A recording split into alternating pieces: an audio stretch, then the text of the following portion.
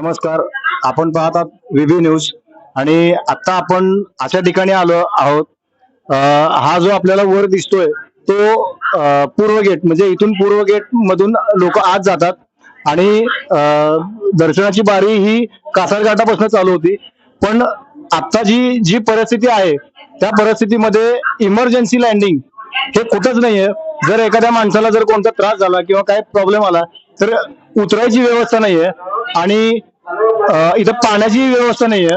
आणि सगळ्यात महत्वाचं म्हणजे इथं जर एखाद्याला कोणता त्रास झाला तर त्रास झाल्यानंतर भाविकाला खाली कसं उतरायचं ह्याची सोय नसल्यामुळे हे मंदिर प्रशासनाने थोडस लक्ष देणं गरजेचं आहे. तरी आपण एक 2 मिनिटं आपण फक्त भाविकांना विचारू, भाविकांचं मत काय आहे.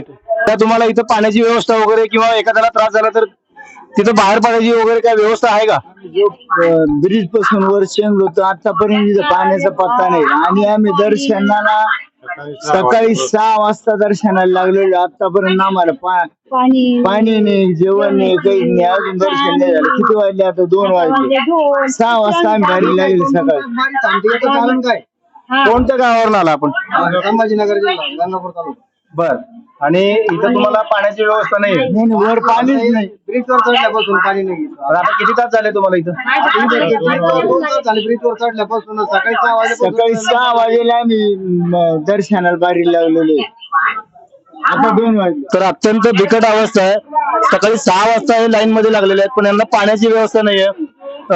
इमर्जन्सी लँडिंग नाहीये. जर काय झालं तर भाविकांना काय करावं ह्याची व्यवस्था मंदिर समितीकडून नाहीये. VB news, Pandharpur.